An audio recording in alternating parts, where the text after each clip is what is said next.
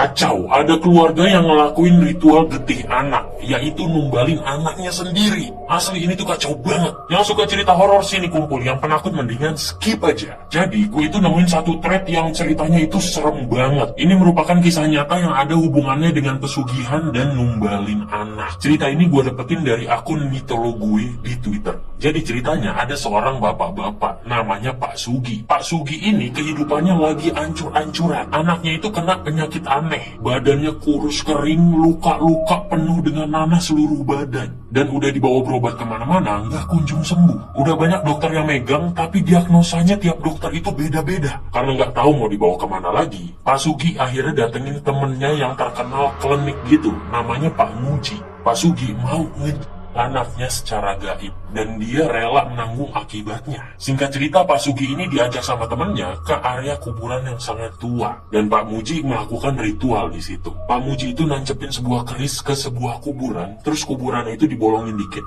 dan ditaruh gelas secara terbalik. Terus dari bolongan itu tiba-tiba keluar asap dan meninggalkan bercak kayak kering gitu. Begitu gelasnya itu diangkat dan ditebalikin, noda darah kering tadi tuh lama-lama mencair dan jadi darah yang sangat kental. Terus Pak Sugi disuruh minum darah itu. Langsung diminum tuh sama Pak Sugi. Dan di situ dia langsung ngeliat ada banyak pocong dari berbagai arah ngeliatin dia. Pak Sugi langsung dibawa sama Pak Muji ke rumahnya, tapi ketika nyampe di rumahnya, dia itu sempat ngeliat ada sosok perempuan. Sosok perempuan itu tuh bener-bener bau busuk. Dia itu nanya ke Pak Muji, "Pak, itu perempuan siapa?" Terus kata Pak Muji, "Itu adalah yang baru mati, yang tadi kamu minum." Pagi harinya, Pak Sugi diajak sama Pak Muji ke sebuah dataran tinggi di daerah Jawa Tengah. Di sana ada dukun yang bisa jadi perantara pesugihan anak. Singkat cerita, mereka nyampe dan sebelum ritual itu dilakukan, dukun itu sempat nanya ke Pak Sugi, "Kamu yakin ingin melakukan ritual getih anak?" Dan Pak Sugi pun mengiyakan. Akhirnya ritual dimulai. Dukun itu megang satu boneka yang udah dihubungkan dengan sukma dan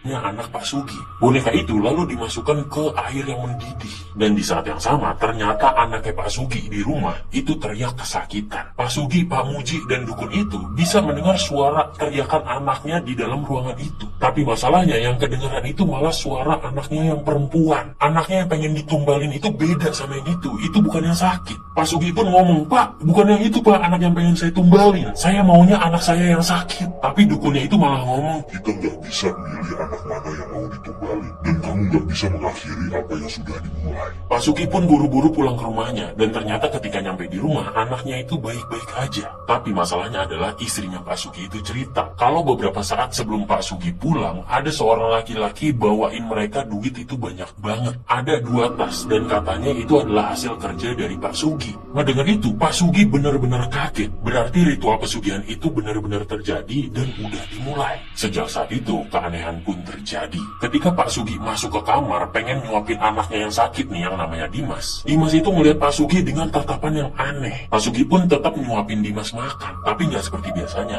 Dimas itu meronta-ronta nggak mau makan. Pak Sugi yang ngerasa aneh dengan anaknya, ngelihat piring yang lagi dia pegang, dan betapa kagetnya dia. Ternyata makanannya itu berubah jadi tikus yang udah penuh dengan belatung. Pak Sugi langsung melihat ke arah Dimas, dan di mulutnya Dimas itu penuh dengan jeroan tikus dan belatung yang tadi dia suapin. Pak Sugi buru-buru keluar kamar dan dia ngelihat istrinya dan anaknya yang kecil yang namanya Bening lagi makan tikus dengan lahap. Ngeliat itu Pak Sugi langsung teriak ketakutan. Istri sama anaknya berusaha menenangkan dia, dan ketika udah tenang semuanya balik normal lagi. Makanan tadi tuh udah biasa lagi. Pak Sugi buru-buru ngambil sebagian uangnya buat disumbangin ke pesantren dan koperasi desa. Dia berharap bisa menghindari teror-teror yang terjadi dan tumbal-tumbalan ini tuh selesai. Tapi ternyata itu tuh nggak mengubah apapun. Istrinya itu mulai sering kesurupan dan sering mukul Dimas. Bening juga mulai mengalami pendarahan hebat. Suatu malam Pak Sugi itu kebangun. Dia pun jalan keluar kamar, dan di lorong rumahnya dia ngeliat ada sosok pendek. Ketika dideketin, ternyata itu adalah sosok perempuan yang darahnya dia minum. Pada saat itu badannya cuma setengah, dari perut sampai ke kepala. Sosok itu lagi menopang dagunya di lantai. Terus setelah itu sosok itu bergerak dengan cepat menggunakan sikunya mendekati Pak Sugi.